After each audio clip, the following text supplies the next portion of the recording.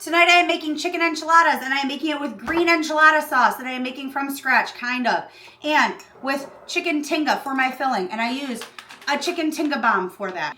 But in this video, we are just making our enchiladas and our rice, so let's do this. My green enchilada sauce is very simple, like too simple, like stupidly simple. I'm going to put salsa verde into a pot. To my salsa verde, sour cream. Probably like a half a cup. And stir this around. That's literally it. You can add other things to it, but I find that it doesn't really need much else. This is the same pot that I cooked my chicken in, so I'm not going to clean it. I just emptied it out and gave it a little rinse. I'm going to add some oil. I'm doing this all out of order. I save bread ties for this exact occasion. When you have a bag of rice that needs to be tied off, just use a bread tie. I am looking to toast my rice. I'm going to add onion to my rice. That much. I don't know, probably like a quarter cup. And a metric ton of garlic. I will also add a hefty tablespoon of tomato paste. Is this authentic? No. Is this correct? Probably not.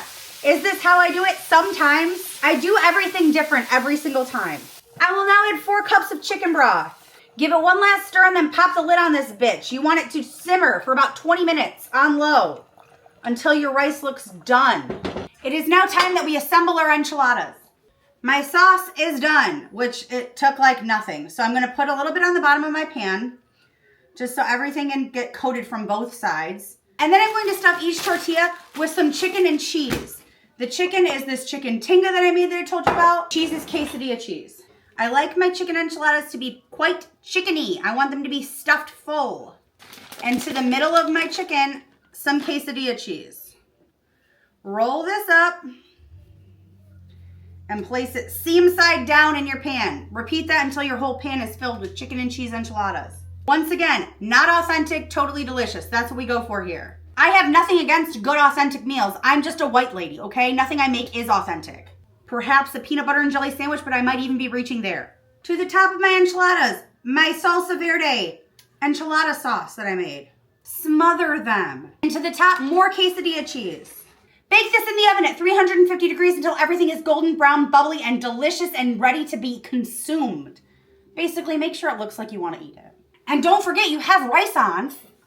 Honestly, it'll probably be done around the same time as your rice is, so that's a good gauge. My rice is looking good, and my enchiladas just came out of a hot oven, and I will plate this up and give it a taste because I know what you're thinking. Is it even good? And I sure hope so because my house smells phenomenal and I really want to eat this. I'm so hungry. This is a meal that is best served in a blate, which if you're new here, that's a bowl/plate or a pasta plate, a blate. I'm going to layer my rice underneath and pop an enchilada on top. The first enchilada is always ugly.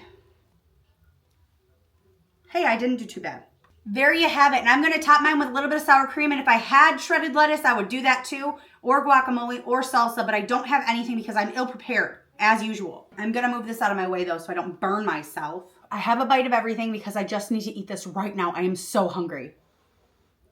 Did I mention I'm hungry?